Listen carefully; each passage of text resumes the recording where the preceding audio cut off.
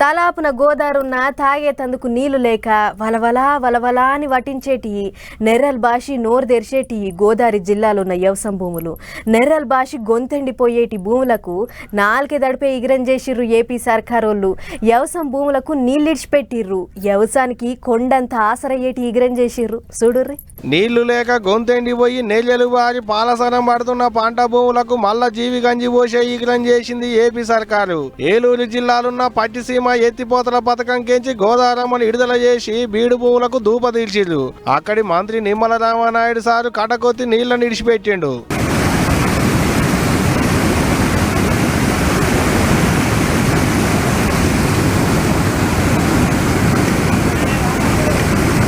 గిట్ట ఒక్కపాలే పైపులంగా నీళ్లు వదిలిపెట్టంగానే బుస్తున పొయ్యి మీద పెట్టిన పాలు పొంగినట్టు అనిపించింది కదా చూడంగానే. అట్టకి పట్టిసీమ ఎత్తిపోతల పథకం కెంచి ఏం తక్కువ 80 టీఎంసీల నీళ్లను కృష్ణా డెల్టాకు పంపొచ్చాట. అంతేకాదు పుష్కర ఎత్తిపోతల పథకం కెంచి కూడా నీళ్లను వదిలిపెట్టిందట. 80,000 క్యూసెక్కుల నీళ్లను ఇడిచిపెట్టుడుతోని చుట్టుముట్టున్న 10 లక్షల ఎకరాల భూములకు నీళ్లు అందుతాయట. పంటలు గట్టిగా పండించుకోవచ్చు అంటున్నారు ఇప్పుడు. ఇక పనిల పని అని అటు పాత సర్కారాలను కూడా గట్టిగానే అరుచుకున్నాడు మంత్రి సారు.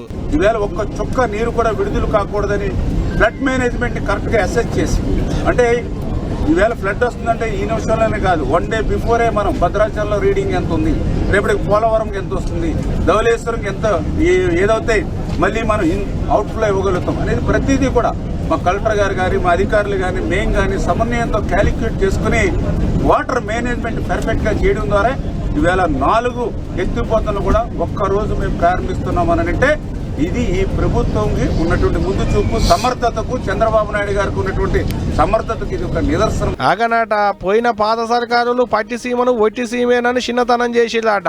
అది ఒట్టిసీమ కాదు, పట్టిసీమ పంటల సీమ అన్నట్టే మాట్లాడుకొచ్చిండు మంత్రి సారు. అంతేకాదు ఇంకేమన్నాడో ఈయనది. పోలవరం ప్రాజెక్టుని నాశనం చేసినటువంటి వ్యక్తులు ఇవాళ మళ్ళీ మీడియా ముందుకు వచ్చి సిగ్గు లేకుండా ఈ జగన్మోహన్ రెడ్డి, అంబటి రాంబాబు మాట్లాడుతూ ఉన్నారు.